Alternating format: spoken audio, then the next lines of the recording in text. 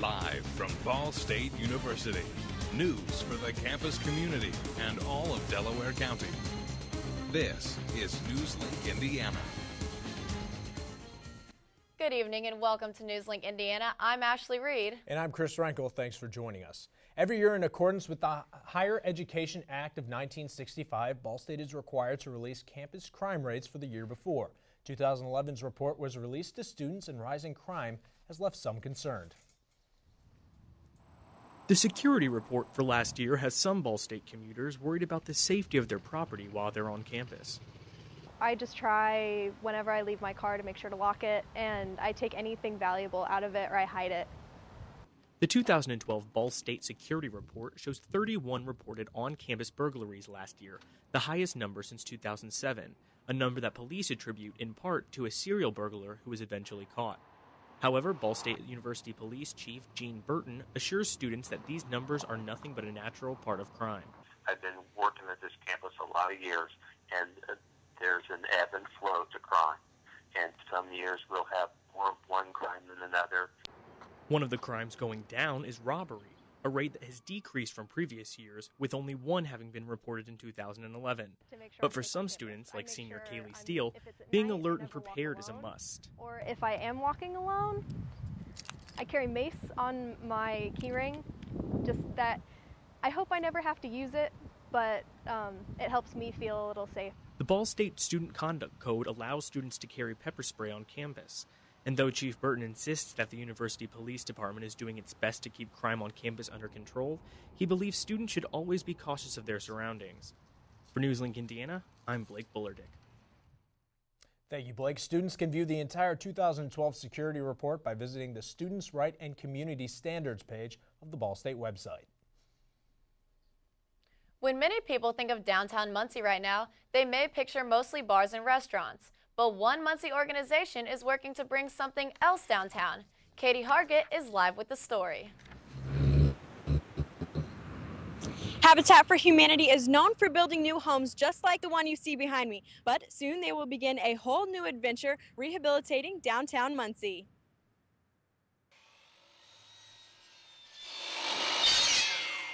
We love building new houses, but we also want to respond to that community need of a lot of homes that are sitting vacant and abandoned. So we want to do what we can to make Muncie beautiful. Nearly 4,500 homes around Muncie are vacant or abandoned. Habitat for Humanity received a grant through the Neighborhood Stabilization Program to revamp homes in downtown Muncie. Normandy Flower Shop owner Judy Benkin thinks there will be immediate improvements to the area. When we get some more families that care about their property moving into the neighborhood, of course it's going to improve the whole area. We've had a few problems down the street with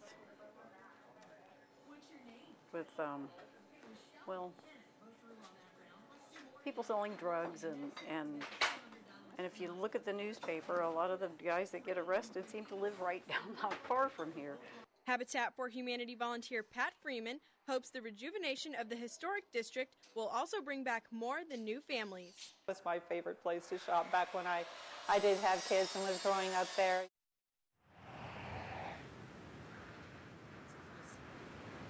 The push for the rehabilitation of downtown Muncie begins with a property on Main Street, and this process will begin in just a few weeks. And of course, we'll keep you updated on all the latest developments. Live in downtown Muncie, Katie Hargett, NewsLink, Indiana. Thank you, Katie. Habitat for Humanity of Muncie was established 25 years ago. In 2011, it helped house its 100th family. A back pain medication is being recalled after being tied to an outbreak of meningitis. Officials at an Evansville hospital say about 560 patients received the injection. 250 of those patients have been contacted, and 10 of them are experiencing symptoms. Patients received the spinal injections between July 1st and September 28th. The injection has left at least 35 states infected and resulted in 5 deaths. The months-long drought may cause farmers to slip into depression, substance abuse, and cause thoughts of suicide. That's according to Purdue University professor Roberta Schweitzer. She teamed up with the Purdue-based Indiana Agribility Project to present a webinar on drought-related mental health issues, and says the independent nature of farmers makes them less likely to talk about emotional struggles or seek counseling. Schweitzer recommended farmers identify stress triggers and find activities that can provide relief. And speaking of drought, some good news for the state of Indiana. Drought conditions have been the lowest since they were in mid-June. That's according to the U.S. Drought Monitor's weekly report, which was released today. Now, only 15% of the state is still in a severe drought, a big change from the 2/3, which was listed in early August. Indiana's southeastern corner is where most of the drought-like conditions still continue, yet none of Indiana is listed as extreme or exceptional drought. Well, Chris, I know I enjoyed the weather today. I don't know what you thought about it. I absolutely did. You know, a light sweatshirt in the morning, but by the afternoon, it was perfect shorts and t-shirt weather. Exactly. Can't enjoy it much longer. Josh Smith is going to tell us how long that weather's going to be. Chris and Ashley, you are exactly right. Just an absolutely beautiful day today. We have a current temperature right now of 70 degrees, winds coming from the southwest at 7 miles an hour.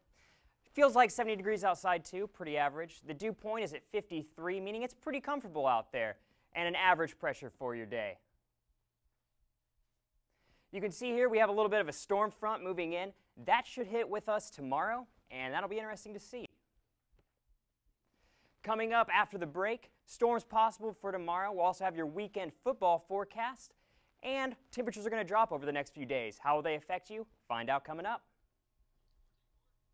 Governor Mitch Daniels last month issued a proclamation to declare the first week of October 2012 as Indiana Information Literacy Week. Benicia Brown has more. Brenda Yates, who is on the Committee for Information Literacy, wants students to participate in the classes this week to develop research methods for their careers. Part of an academic librarian job is to be concerned with information literacy and how that fits into the students' lives and curriculum. So this workshop in particular, since it focuses on students finding internships, really does fit a piece of that puzzle as far as information literacy and financial literacy, because the goal is for them to get a job, get an internship, and lead productive lives. So the resources that we show them hopefully will make that happen, or make it easier to happen for them. During the class, a web resource, The Smart Way to Find Your Internship, a participant of the workshop learned about different online resources to help them find internships and jobs. I learned about all the references I can get and resources that I have as a Ball State student in order to get a job, let alone an internship or make connections. Yates believes the classes being offered to students will help them succeed in their future careers. I think that they get access to information and resources that maybe they're not aware of from their other classes that they've been attending. Maybe these are resources they haven't encountered before, and they're not going to find them using Google. It simply is not there for them in that way. They need to use the library's resources. So. The library is a great tool, offering many resources for students to research their careers by finding internships and jobs. In Muncie, Benicia Brown, NewsLink, Indiana. Thank you, Benicia. Hopefully more students will use the resources online and at the library to help them with their career search. Coming up, learn who analysts say came ahead in the first presidential debate. And see what goes on behind the scenes of a performance at Emmons. Stay tuned. This is NewsLink Indiana. Welcome back. Gubernatorial candidate Mike Pence was in Muncie today voicing his support for Republican Brad Oliver. Oliver is running against Democrat Sue Arrington in the House District 34 race. Pence says he endorsed Oliver because they share similar values. And I think Brad Oliver really understands the opportunities and challenges that Indiana has before us in bringing together the needs of our economy, the needs of our kids, and the outcomes at our schools. And I hope to have a chance to work with him in Indianapolis as governor. I have a lot of respect for Congressman Pence. He's going to be a great governor, but I think the thing that I'm most excited about in having this endorsement is that I think it resonates with voters who share the same concern we have about small business, about really making sure that we steward small business well, that we don't overregulate them, that we don't tax them to death. Pence says he will be traveling all over Indiana the next couple of weeks, lending his support to candidates who share his, quote, roadmap for Indiana. And it's back to the campaign trail today for the presidential candidates following their first debate. Early analysis shows Romney walked away from the first showdown with the upper hand.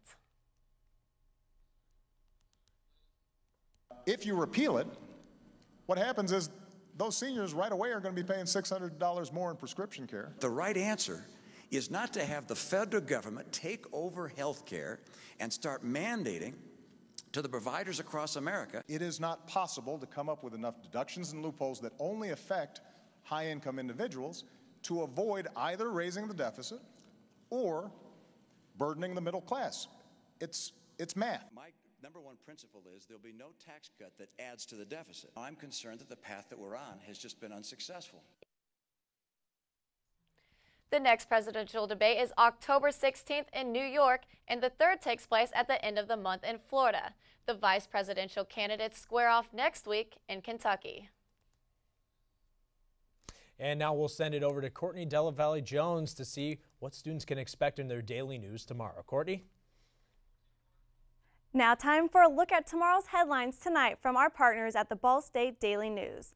The Ball State University Dance Marathon Committee is hosting their first 5K for the kids at 9 a.m. this Sunday. The money raised is donated directly to the Riley Hospital for Children. There's still time to register. You can go online to register for $25 or register on race day for $30. And it's another big weekend for our Ball State Cardinals as they try to bounce back from last weekend's loss. Stay tuned this weekend for updates on Saturday's game against Northern Illinois. All of that and more coming up in tomorrow's Ball State Daily News, online 24 hours a day at bsudailynews.com.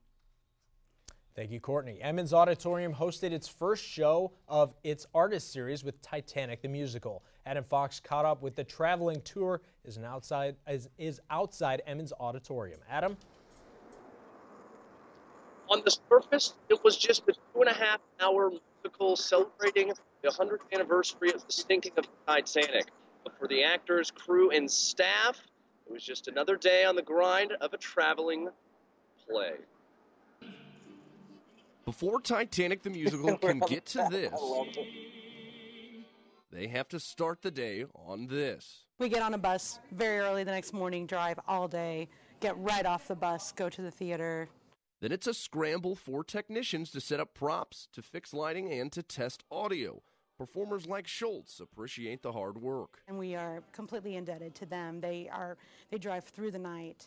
They mostly don't stay in hotel rooms. They sleep on the bus, and they are here early in the morning loading in, getting everything ready, and we're sort of the ones who get the credit for it, but they're the ones doing all the hard work. Hard work that is contagious. Emmons' role in this time crunch is just as hectic. Get the lights up and keep the staff fed before the crowds arrive. We're feeding soup, salad, and sandwiches for 47 people in a makeshift catering room, set up, take it down so we can let the public in by 6:30. But of all of this, surprisingly, the travel is not the most difficult part. The sleep is the hardest thing just because there's only so much time allotted for you, and sometimes you come off having performed a show and you're not ready to go to sleep yet. It might be 10:30 at night, and you have a designated hours in which you can sleep, but it doesn't really happen because you're still wired from doing it. Energy or not, the show must go on, and if they mess up, there's always another performance tomorrow. Now, if you missed that musical, you can catch the next musical that will be in town here in a few weeks. It'll be the Menopause Musical Series, which will be here October 19th and October 20th. In Muncie, Adam Fox, NewsLink, Indiana. Thank you, Adam. For more information, you can visit the Emmons webpage at bsu.edu/web/Emmons. The Muncie Art Walk is going on now in the streets of Muncie. There are many different types of exhibits for all ages. NewsLink's Craig Collins has more. The Muncie Arts Walk is an annual tradition that sets the city streets abuzz with the love of art, October being the busiest month. The Arts Walk is an awesome opportunity for all the downtown businesses and art focused groups to kind of open the doors and get the public walking around. It's a great opportunity for Muncie Civic Theater to get new patrons. I really like this one, and for everybody who knows Ball State, this is the University Village as it was about 40 years ago. The buildings are still there, the businesses have changed, but this is looking east towards downtown from the intersection of University Avenue and Martin Street. So it's my favorite of all my old Muncie paintings. The Muncie Arts Walk happens the first Thursday of every month, proceeds going to Second Harvest Food Bank. For NewsLink Indiana, I'm Craig Collins reporting. Thanks, Craig. I look forward to watching the Arts Walk next month. Sure looks like a lot of fun. Well, Chris, like I said earlier, I know I enjoyed this beautiful weather. Actually got a run in. Didn't have to go to the track and run around inside. That's always nice. Important to keep that physical fitness up. I enjoyed the weather too, and coming up, we'll have a full look at weather with Josh Smith. Stay tuned.